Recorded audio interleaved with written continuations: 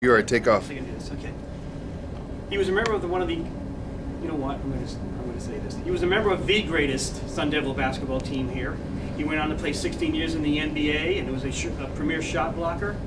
Welcome, Alton Lister. Alton, thanks for being back. And you know what? You looked exactly the same as I remember you all those years ago. Well, I tell you, Great shape. it takes a lot of work, man, to look like this. You know. And what do you mean? No, I'm just saying. Working out all the time? Yeah, I made a promise to myself. I said, once I retired, I wanted to make sure that I understood that it wasn't about my sport anymore. It's about my life, my lifestyle, and my health.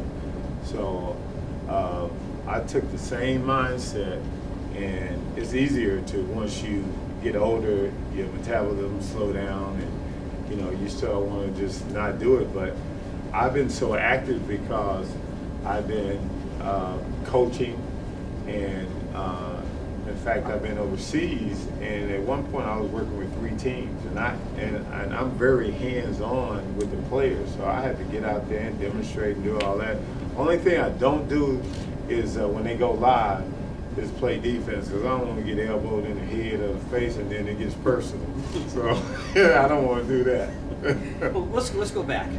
You were brought up in Dallas, Texas, football country. Right. So how'd you get away from not playing football at Woodrow Wilson High School? Or did you play football? Yeah, I did. Actually, no, I didn't play at Woodrow. By then, I was about 6'10", Okay. and that was kind of past the height limit. But I did play in elementary school, and I just, and in fact, I played football in elementary school. Then I got cut in junior high school. Then I went into playing the trombone in the 8th grade. And at that time, I was about 6'6", so I got into it. But then after I went to high school, I had reached out to a coach that coached my oldest brother. And he said, look, I think you might have a career in basketball instead of playing the trombone. So I listened to him, and that was the end of my trombone days. He was probably right. Yeah. I hope so. Yeah.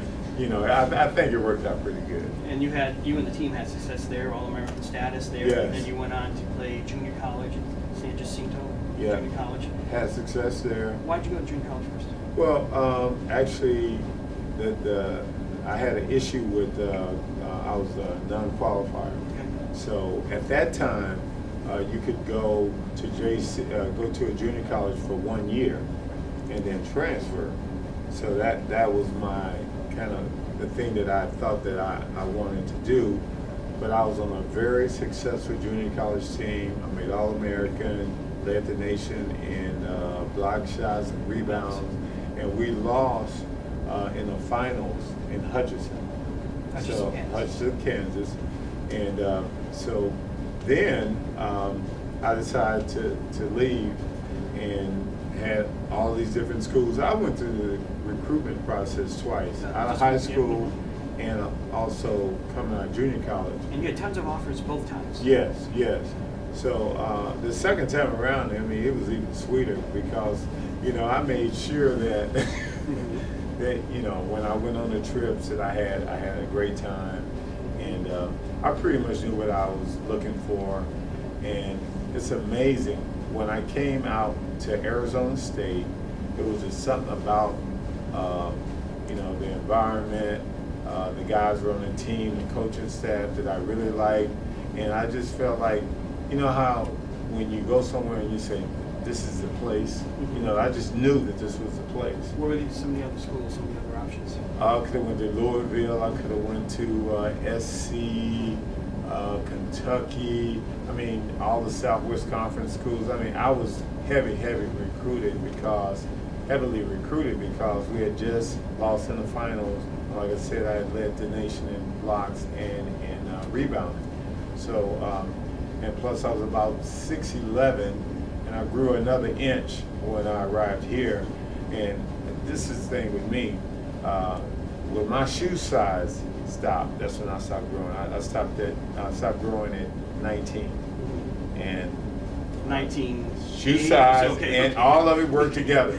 I was going through the phase 17 running 17. Mhm. You know, 18 running 18, and 19, that was it. So, Let's talk about ASU. okay. I'm going to get to the teammates in a second here, but Mhm. when you came here, the legendary Ned Holt was here. Yes. How much did that come into play, and tell me a little bit about him. Well, when I first, actually, Jim Newman was inspirational in recruiting me. Assistant coach. He's assistant One of the coach. main recruiters. Yeah, he was the main recruiter, and so I didn't really have a whole lot of contact with Coach Wilk until I came on my visit, and that's when we sit down, and then I found all the history, all the games, and how long he had been in coaching, and he was very, very successful. I found out the type of style of play that he wanted to implement, and I thought it fitted the type of game that I played. And I looked at Coach Wilk as the closer. You know, Coach Newman was recruiting me, kept in contact with me, but when I arrived on campus, that's when I really got a chance to sit down with Coach Wilk. And we talked about a lot of things, from academics to the type of team that they were putting together, and that I could be a big part of something special here, and that, you know, all those things. One of the main things also, he said that we would definitely put you in a position to get your degree. So along with that, and then the weather, and this is just, I mean, it's just a beautiful campus. So I really liked it. I enjoyed my trip, and it didn't take me very long to decide this is the place I wanted to be. And stayed here. Yeah. After you.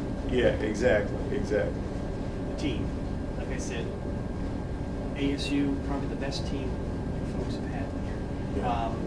Number one picks beside yourself, Fat Lever, Byron Scott, Paul Williams was a great player. Sam Williams, Sam Kurt Williams. Nymphius. Well, both Williams. Yeah. Kurt Nymphius was there when you started. And I'll tell you, that was one of the things that drew me to ASU, because they were saying that they said, look, you can either go somewhere where it's already established and you just be another good player on a good team, or you can start something and rebuild here and make it special. And I bought into that. And then I saw the type of guys that they were bringing in here, that they were recruiting, and I said, man, this is the place. And that was, you know, because coaches say all types of things when they recruit you, but they actually, you know, came through on that. And I saw that they signed. In fact, I helped recruit Byron and Fat Lever, and you know, a lot of the other guys, Dale Cook, Kirk Nymphius was here when I got here, Johnny Nash. I mean, so Sam Williams, we had, for the first time, and I said we could have something really special. When our first practice, I was like, wow, you know, this is going to be all right. And you know, we grew as a team, had good chemistry, and you know, my senior year, I think we ended up ranked 3rd in the nation. We ended up upsetting the #1 team in the nation at that time, was Oregon State. But I have a lot of fond memories here, and I'm glad that I chose to, you know, play basketball here and get my education here.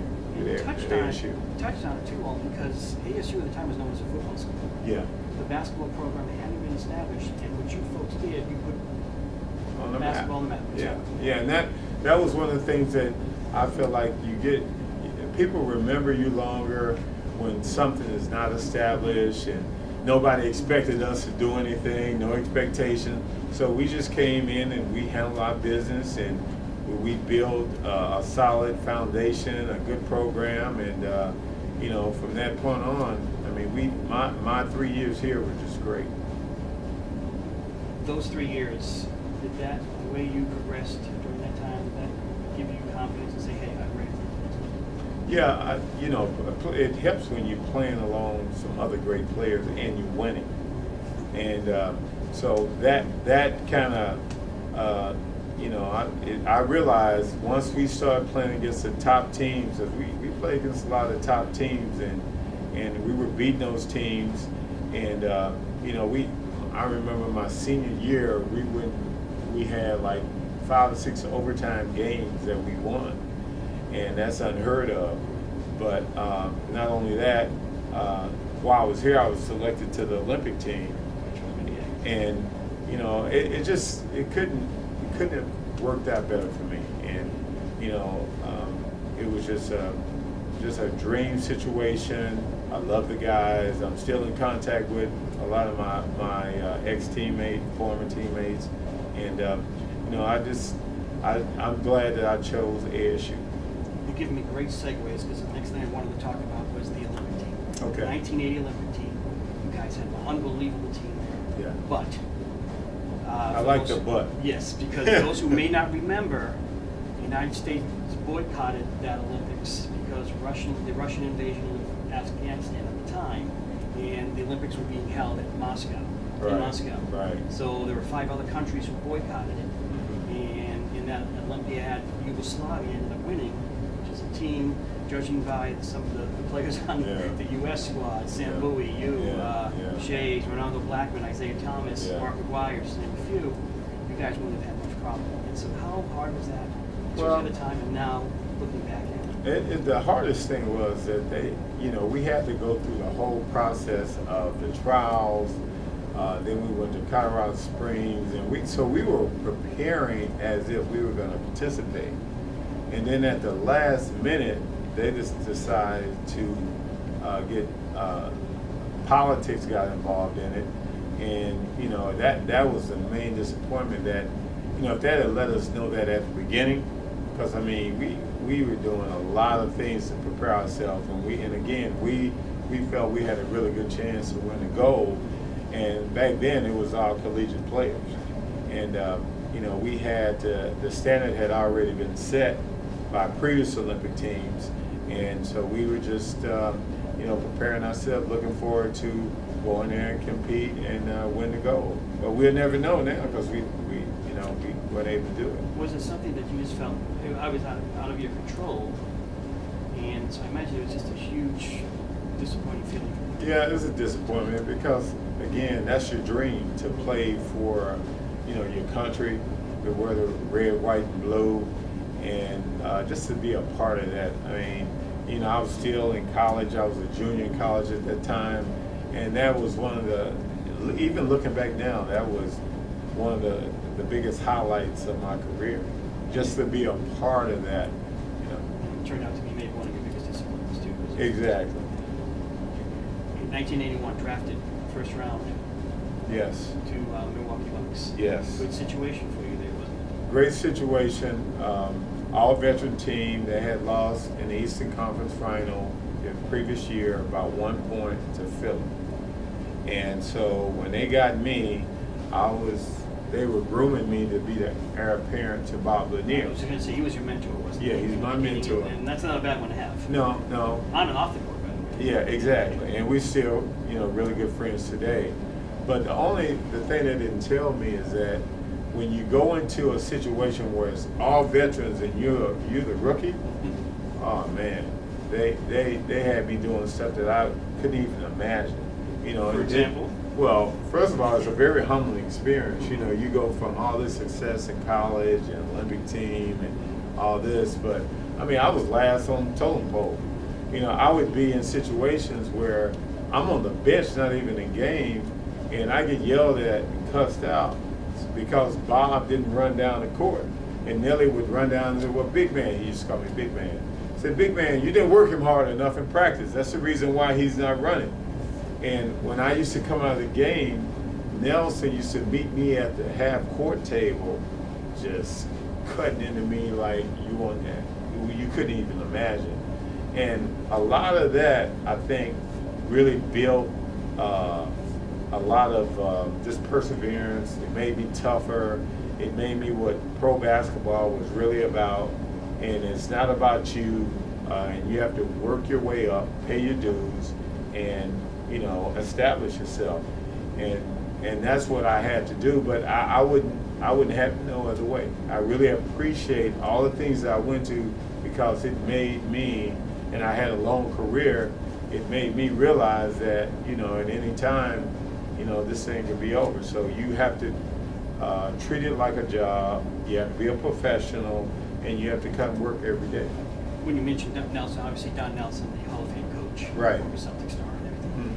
Mhm. Did you appreciate or did you understand what he was doing during that time when you were playing? Or No, was I it- hated it. You know, I hated him probably, a couple of times he said to me, "Big man, you want to go in a room and kind of sell this?" And And how close were you to do it? I'm not a fool. Yeah. Now. I still wanted my job, but what I used to, I use it as motivation. All the things he did to me, I take it out on the court. I always had a chip on my shoulder. When I first got in the league, I didn't understand that that's how you had to play. And a lot of people kind of thought, in some parts of my career that I was dirty, and because I mean, when I fouled you felt it. I was going to ask you that. You jumped ahead again on me. Well, I mean, Were you at times? Were you Oh, yeah. physical, dirty? Tell me where you a little bit of both. Okay. All those things, because I felt like that I needed to find my niche to survive, and I needed to bring something that this team needed that they didn't have. And so I had a role that I had to play, and my role was to, defend, rebound, block shots, have a physical presence inside, and just play hard. And that was your forte throughout your career. That was my fault, and I didn't know anything other than that, and that's kind of how they groomed me, and I think that's the reason why, I didn't resist it at first. Only thing I ever resisted was when I first got out of college. They wanted me to play the forward position with Bob, Yeah. and Nelly kind of came to me one day and he said, "Look, first of all, Bob Lanier's a better center than you." So. Well, but at the time. Right, but I mean, when you're young, To disrespect you. no, but when you're young, you think that, and he was. I mean, one thing I like about Don Nelson, he was straightforward. He told you what's on his mind. He didn't try to tell you something that just you wanted to hear. And he said, "I think Bob would be better for our team." He said it like that, playing the center position, you playing the forward. So that was the only thing that I resisted. And then once I figured out, hey, I'm on the court playing, it don't matter what position I'm playing, because we were both interchangeable, so it didn't matter. So I mean, that takes a little maturity and realizing that, hey, this is part of what I have to do, so that's what I did. But Nelson's methods must have worked some, because you guys made the playoffs every time you were there. Yeah. You guys had a great team, had great records. So something he was doing. No, he was very innovative. He took a lot of chances. He was the first one that created the position, a point forward position, because we had Paul Pressey playing that position. He also played small ball, and I was on the big out there on the court, and rebounding, defending, and throwing those outlets out so we can push the ball to the court. And by the time I get to half court, I'm back on defense because it's already up. But we also were able to. He wanted everybody to be interchangeable. He wanted us to be very versatile. He wanted players that understood the game and also played both ends of the game, on defense and offense, and that were very unselfish. Success for the 5 seasons you were there, but in '86 you got traded to Seattle. Yeah. For Jack Sitma, by the way. Was it hard, one, to leave Milwaukee, and two, once you got there, did the fans or the people think you were replacing Jack? Was it pretty well-known, pretty? Well, at that stage of the game, I went from the penthouse to not the outhouse, but a team that was in rebuilding. And we had been having so much success in Milwaukee, winning our division every year, making either to the Eastern Conference Finals or, getting really close. It's very unfortunate that we either had to play Boston or Philly, and they were the two teams that were coming out of the East every year. And that was tough for us. So once I got traded, the reason behind that is they felt like they needed a guy that they felt that could take them to the next level. And so I was okay with that, because by then I understood that it was a business, it wasn't personal. And then I went to Seattle, the expectations were very low, because they had started rebuilding. But, it ended up being a good situation for me because, you know, it gave me a new environment, new teammates, seeing how other organizations run their ball club. Just, it was time. It was time. And I feel like I needed a change at the time. And it worked for you and the team again, made the playoffs. You had a good group of there too. Dan Yeah. Ellis, Tom Chambers, Xavier McDaniel, Maurice Lucas. We went to the conference final my first year there. And you probably had your best individual here that year Yes, too. yes, and nobody. That's what I'm saying. When nobody expects you to, you know, be that good, and you put the label on you as a rebuilding team. See, the bullseye is not on your back. So we snuck up on some teams. I think that was a year we upset Dallas, and they had just won the division, and we were the 8th place team, and they were the #1 team. And so we upset them in the playoffs, and then we kind of had that momentum, and then we ended up playing the Lakers, and I ended up being in the same situation again. I was just you going know. to say, exactly. Celtics, Sixers in the East, Yeah, Lakers, Magic Johnson. yes, all those yes, guys. yeah, and man, that's when they were really good. Yes. Really good. So, but you know, I was there for 3 years and enjoyed it, and we made the playoffs every year, and then I was on the move again. Right to Golden State, back to Don Nelson. Back to Don Nelson. So he When- must have liked you deep down if he brought you back. I guess, Was there a little but it was moment there kind for of you? apprehensiveness at the beginning. I'm like, man, what am I? I mean, this guy, man, you know, he was so hard on me in Milwaukee, but I feel that once I got to Golden State, I was older, I was mature, I had matured, and he had a totally different respect for me and my game. Did he treat you differently? Yeah, totally. As a veteran. As a veteran. So he was just testing you. Yes. Milwaukee as a rookie. Yes. And then you must have done something well enough where he's okay. I'm going to bring him back. Well, because I always, in this business, you never want to burn bridges. Yeah. You know, it's not a personal issue with coaches and situations. You know, you go out, do your job, you be a professional, and hope that you're fortunate enough to, you know, if they get another coaching job somewhere, you know, they like you good enough, and the things that you brought to the table that, you know, they would trade for you, and that's what happened. Now, one thing I remember talking to you about several years ago, in fact, when you were playing, was how you prided yourself on being in shape. We talk about great shape you're in now, but the first 8 seasons, you only missed 12 games. Yeah. And at that time, that was pretty. You know, that was unbelievable, and you don't really think about it until after you get injured, and how fortunate I was to be able to go that long without missing games. And you know, the biggest thing though that happened to me once I got traded to Golden State is that's when I had my first major injury, and I tore my Achilles, and that was the most devastating thing for me because I was so used to playing and being available and keeping myself in shape and just doing all the right things to take care of my body. Then all of a sudden, I have this major injury, and I was out for the entire year. And that was kind of the start of the injury. Yes. For you. I mean, Yes. after that, you spent some time in Boston, Portland, and Milwaukee again, and Yeah. for a year. But that was kind of That was it. beginning of the end, maybe. Yeah, beginning of the end, because I was never the same. You know, I didn't have that same bounce and that spring and running and jumping and all other things that I brought to the table.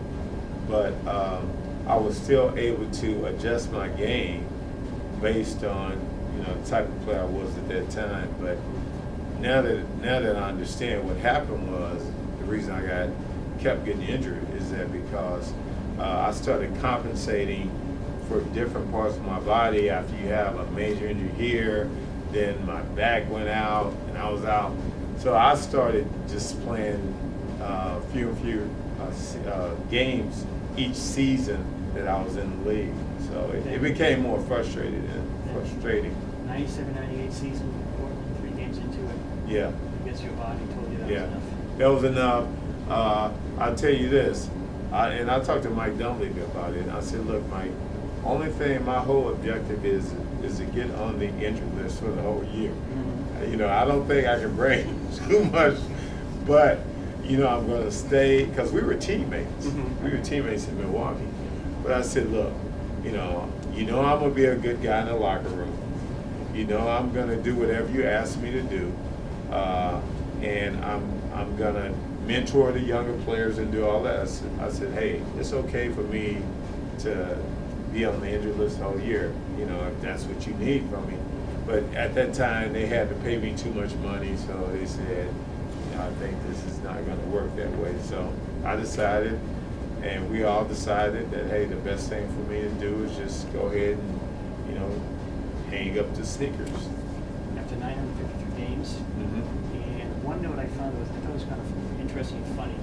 You wore 53 all through your career. Yeah, even The in second- college. You're the second highest scorer, or wore number 53 in the NBA history.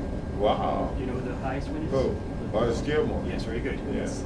So a little bit of trivia there. You can I like you that. can win some things that Yeah, I are hope so. like I'm going that. to use that. Now, during your career, I assume you were thinking of your post-game life and what you were going to do. Was coaching a thought? Coaching was nowhere near the thought. Man, because you know what? I always said all the things that because, you know, being recruited throughout, I said all the things that I put these coaches to, it's going to come back. And, you know, I'm going to have to deal with all that. And I know how players are. And the first thing when you're a coach, you have to change your mentality from a player to a coach. It ain't about you no more. It's about giving up yourself. It's about being patient. It's about really trying to help and being wearing all these different hats. You're a mentor. You know, you're a friend.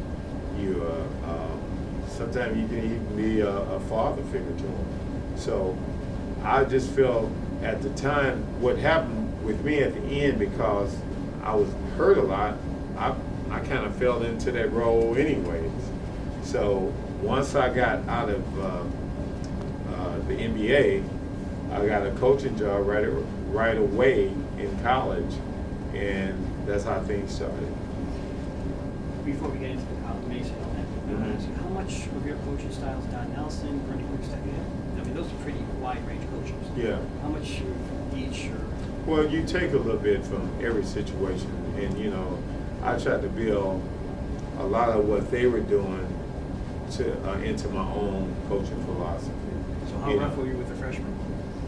Very rough. Were you? Yeah, I mean, you know, they hadn't proved nothing, Mhm. so why not be hard on them? And I think that was something that was important to me, and just stressing certain things about going to class. I was really hard on the players about going to class, you know, being on time, no facial hairs, no braids. That was my first year, but as I got into coaching, I kind of, you know, toned it down a little Because bit. you had to adjust because of the players. Exactly. You know, you say, hey, no tattoos, and then guys come in with all these tattoos, and you say, well, then don't add any more tattoos while you're here. You know. So you have Yeah, pictures and no yeah. Let me make sure I got pictures of how many tattoos on your body, and I don't want to see any more. So that's kind of that's the day and time we are now. Mason Community College. Right. You took over after a 9-21 season. Mhm. You had a lot of success there. Yeah. The players went on to Division I schools. How did that come about, first of all, coaching? Well, at that point, I was debating what actually I wanted to do, and Don Nelson had contacted me when he was with the Mavericks and said that Mark Cuban wanted to get a position coach for every player, every position on that team. And, you know, I thought about it. I never coached before. I didn't know what I was going to do. And he said, now, you would come here, you wouldn't travel, and if, you know, you did a good job and someone, you know, liked what you did, there's a chance that you possibly could continue coaching here. But it wasn't any guarantees. So at that time, I just decided, I said, look, I don't know if I even want to coach yet. And so I just decided to decline on that offer. And then I was said, well, I just recently got married, had young children, and I wanted to spend more time with them. You're living here? I was living here. I just moved here, and it's ironic that at the same time I had got an offer to coach at a community college, and I told Nella, I said, look, let me get my feet wet in coaching, see if I really want to do it, and all the ins and outs of coaching and learning different things, and then I said, you know, let's talk later, and so I decided to go that route. And how long did it take for you to adjust to be the coach? You said you never coached before college. You learned the nuances and everything. Well, I mean, I was a rookie at first, you know. Mainly, it took time, and I tried to. First thing, I think you need to always have a good staff around you. So when I got some good people around me that I trusted, that knew the game, that could help me. You know, I never had ran a practice before, never had did a practice plan, call my own timeouts in game situations, and there's a lot of things that I needed to learn. So, and I'm glad I did it the junior college route, because there you don't really have a whole lot of support. So, I mean, there you're the coach, you're the advisor, you're the guy that drives them to the games. I mean, you do a little bit of everything. You recruit. So I learned every aspect of coaching and administrative work on that level.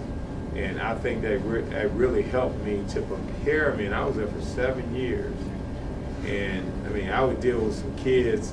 Two reasons I feel basketball players, student athletes go to a junior college: either they're not good enough, they want to develop in terms of basketball skills, be a better basketball player, or they don't have the grades. Okay, so I knew that going into that.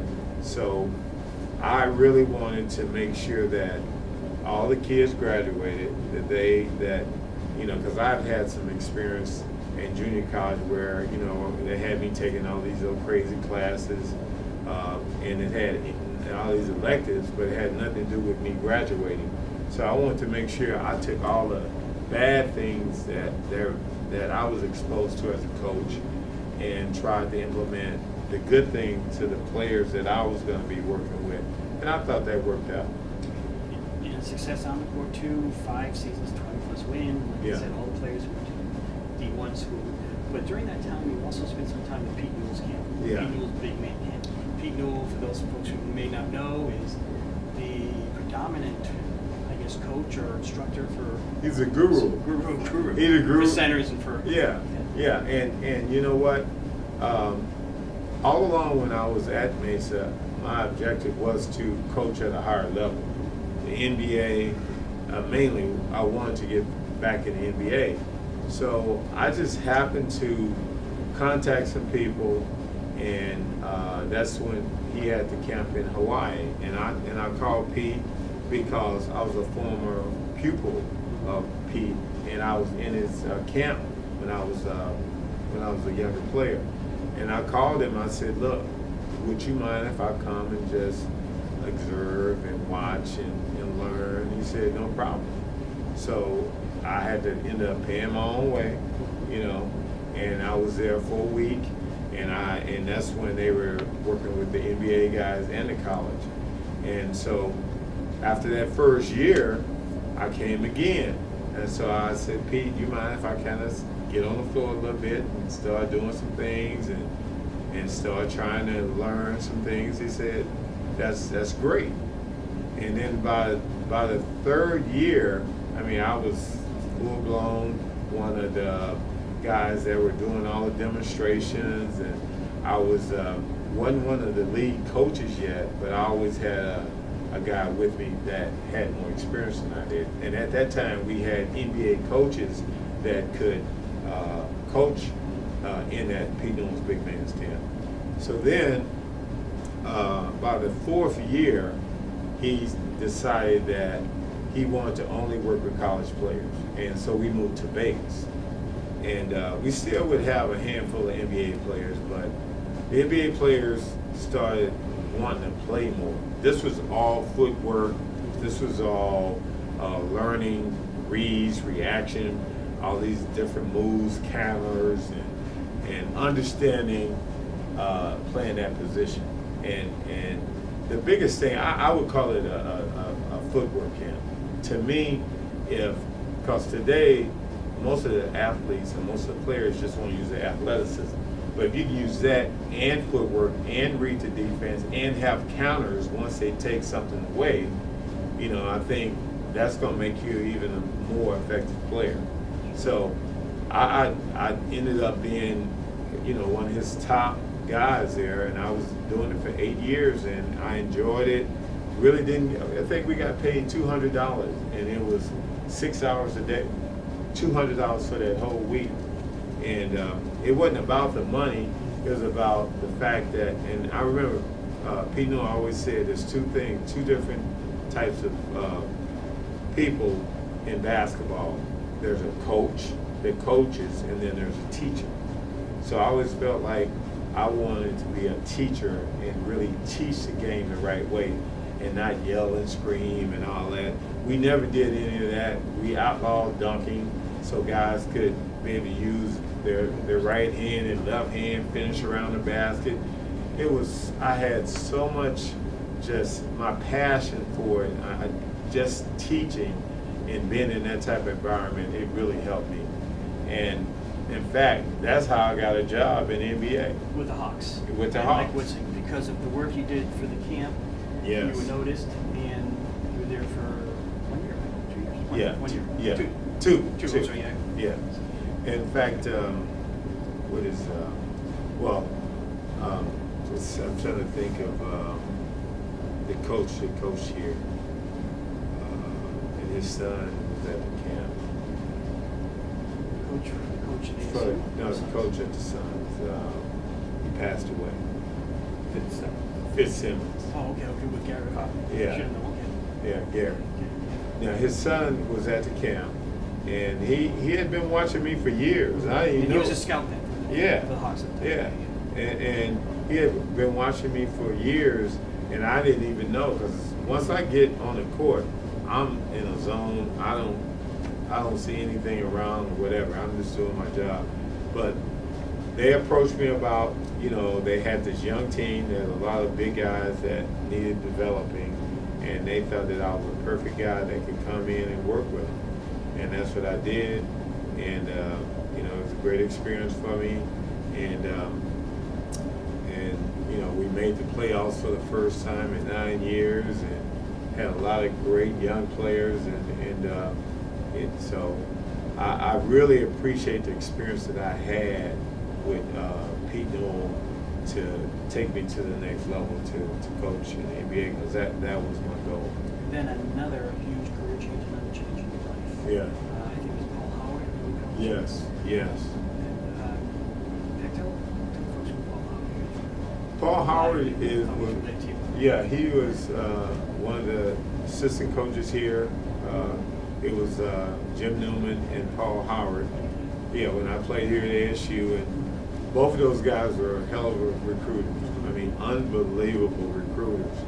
And we really didn't have a really tight relationship when I was here. But as the years went by, we stayed in contact with each other. And then, I said, look, I'm coaching and I'm at this community college level. I'm trying to move on, and I said, if you can help me in any way, or I would love for you to be a mentor to me and try to help me accomplish some of the goals that I'm trying to do, moving to the next level. And what happened was, timing is everything. I got released by Atlanta, and I had a couple offers. One was in I think China, and then the other one was in the Philippines, and he had a connection, and he's a consultant over there.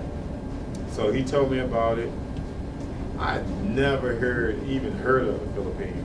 I just heard there's a lot of people there, but nothing about basketball, nothing that I felt like I would be interested in. But then once we talked about it, he said, Alton, you will be amazed. this country, it's the #1 sport. They treat the players like NBA players. The organization that you're going to be working with, they have 3 teams over there. One of the teams are like the Lakers of the Philippines. They win all the championships. They've been around the longest. San Miguel. San That's the Miguel one that you Beer. ended up with. That's who I ended up By the way, I with. can only imagine what the sponsors and the perks were for San Miguel Beer, Oh, but that's a whole man. different. He has a whole different thing. I tell you what, I was compensated very well. Okay. You know, and because actually I thought I was only going to be there for a short time, and I just started loving it. They spoke English over there, the culture. I accepted that. I started learning more about that. The people were really friendly, and it was the #1 sport was basketball. I'd never been in a country where basketball was the king, and we had like 23,000 people at all the games, and it's a third world country. I'm saying it's the have and have-nots, but they still have that many people at games, so they really get into it. What about the level of competition? The competition, it's very surprising because they also have Phil-Ams, which are half American, half Filipino, and they also are considered the local players and also the Filipino players. So you had guys over there that had played in the States, and then they had Filipino in them, so they decided to come over there and make a career out of it. And so we had that, then we had import conferences. So along with the imports, the Phil-Ams, and then also the local guys, it made it a very competitive league, and they paid the players really good. It's great environment for basketball. What would the level of competition be equated to here? Well, it's always best when you have NBA players. We had a lot of guys that were either had played in the NBA, were at the end of their career in the NBA, guys that were D-League players, So I would say it's comparable to the D-League. Okay. Compared to the D-League. But then when you add because we used to have different height imports. We had unlimited imports with whatever size you want. Then we had 6'3". We had 2 import conferences. Depending on the skill level and the sizes of the import, the competition was even better. And you're considered a skills coach. Yeah. There, so Over there, you can only, as an American coach, and Bill Bano was over there, and he was a head coach over there, but they complained so much because they don't want the American coaches to come over there and take their job. They have a coaches association, so I couldn't even sit on the bench, and so I could have 2 positions over there. One would be a consultant, which I was, and then a skill coach. And as a consultant, I worked mainly on the strategies and different whatever they needed from me in practice. That's when I did all my work and during the game, and then also skills with the players. But in the game, I pretty much had to sit behind the bench, and then at halftime, they wanted to ask me about adjustments and anything that I saw. I would give them input, but I kind of just worked really well behind the scenes, and I learned really fast over there that you don't step on people's toes, you don't try to bogart situations, you don't try to force your will up on them, because they can be sensitive, and so I just I say, look, I'm here if you need me. Whatever you need me to do, I'm available. I'm not going to overstep my boundaries, and so I was able to adjust. Now, a lot of people can't do that because you coming from this type of competitive situation into that over there, where it's totally different. But I adjusted because I felt like that's where I wanted to be at that time. Dan, why don't we stop here? Dan, so we can stop it for you. How's it going?